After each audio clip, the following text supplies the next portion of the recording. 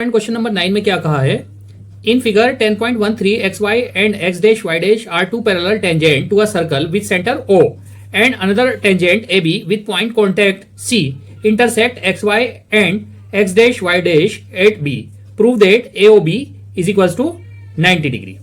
To tangent है, एक tangent है एक्स वाई और दूसरा टेंजेंट है एक्स डैश वाई डैश। ये यहां पर एक्स वाई जो है पी पर इंटरसेक्ट कर रहा है सर्कल को, और X dash Y dash Q पर इंटरसेक्ट कर रहा है। सेंटर इसका ओ है। एक टेंजेंट ये ए बी होता है जो सर्कल को किस पॉइंट पर इंटरसेक्ट कर रहा है, सी पॉइंट पर। सी पॉइंट है, सी पॉइंट पर इंटरसेक्ट कर रहा है। तो आपको प्रूफ करना है कि A angle A O B, यानी ये ए ओ बी ये 90 डिग्री है। ये प्रूव करना आपको 90 डिग्री। तो इसके लिए आप क्या करेंगे, कंस्ट्रक्शन करेंगे, यानी ओ से सी को ज्वाइन करेंगे। तो देखिए किस तरह से करते हैं। दो ट्राइंगल बन गए आपको कंस्ट्रक्शन करने के बाद। एक ट्राइंगल हो गया एओपी और एक एओसी। एक ट्राइंगल अगर आप देखते हैं तो ये एओपी, एओपी इस पर 1 लिख दीजिए, इस पर 2। इसी तरह से ये 3 और ये 4 ये कर लेते हैं। तो एंगल 1 क्या हो जाएगा, यानी AOP in triangle AOP and triangle AOC, AOP and AOC. इस ट्राइंगल में 1 में और 2 में, इन दोनों में फाइंड कर लीजिए। तो आप क्या करते हैं, AP is equals to AC. AP is equals to AC हो जाएगा क्योंकि ये टेंजेंट है ऐसे थ्योरम के according. AP is equals to AC, तो आप लिख दीजिए AP is equals to AC. क्यों है, टेंजेंट फ्रॉम है, टेंजेंट फ्रॉम ए, ऐसे ये टेंजेंट है। दूसरा इसी तरह से ओपी, ये ओपी इज इक्वल्स टू क्या हो जाएगा, OC. OP is equals to OC, ये क्या है, रेडियाई ऑफ सर्कल है। तो आप लिख दीजिए OP is equals to OC, radii of circle, क्योंकि सर्कल की रेडियस बन जाएंगी ये। इसी तरह से OA जो है वो दोनों में कॉमन है। OA is equals to AO, OA is equals to AO, ये क्या है, कॉमन है। तो आपका ये by SSS side side equal हो गई। ट्राइंगल AOP कॉन्ग्रेंस हो जाएगा किसके, ट्राइंगल AOC के। AOP कॉन्ग्रेंस हो गया ट्राइंगल AOC के बाय SSS रूल। ठीक है। अब उसके बाद एंगल 1, यानी इसका मतलब क्या हो गया कि एंगल 1 जो है वो इज इक्वल हो गया किसके, एंगल 2 के। क्यों, CPCT by CPCT, corresponding part of congruent triangle are equal. इसी तरह से दूसरे ट्राइंगल में फाइंड कर लीजिए 3 और 4 में।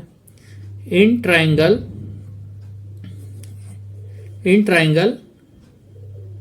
इसी तरह से दूसरे ट्राइंगल में फाइंड कर लीजिए। In triangle BOQ and triangle BOC, BOQ ये वाला ट्राइंगल, और ट्राइंगल BOC ये वाला ट्राइंगल। तो दोनों में फाइंड कर लीजिए। इसमें BQ इज इक्वल्स टू हो जाएगा, BQ is equals to BC।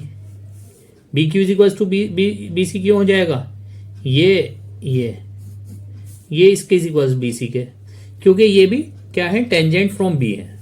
तो आप लिख दीजिए टेंजेंट फ्रॉम B।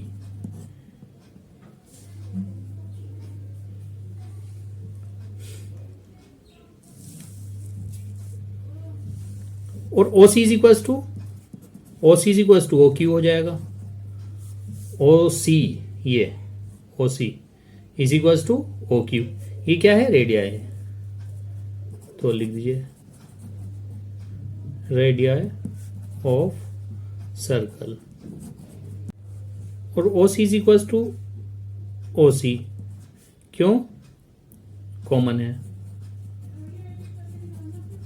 तो इसका मतलब क्या हो गया, ट्राइंगल BOC क्या हो गया, कॉन्ग्रेंस हो गया ट्राइंगल BOQ के बाय एस रूल, ठीक है।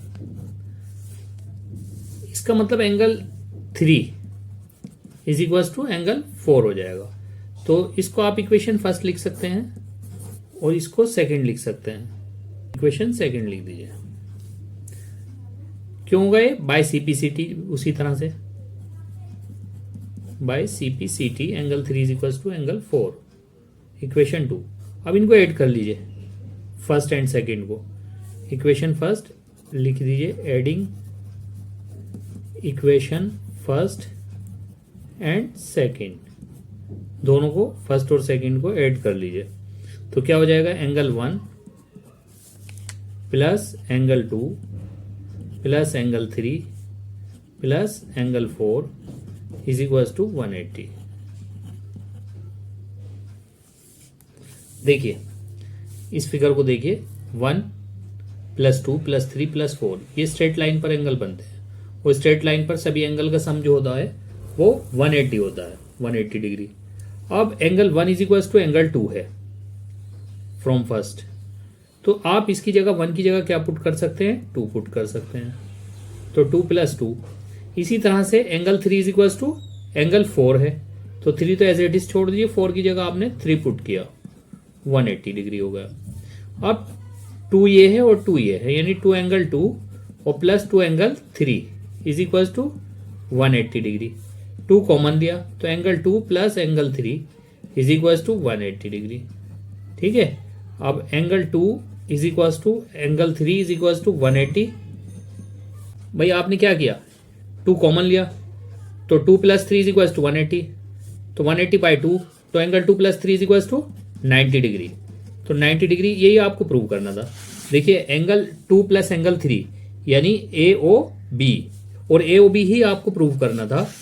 तो A O B is equal to angle A O B is equal to 90 degree, hence prove.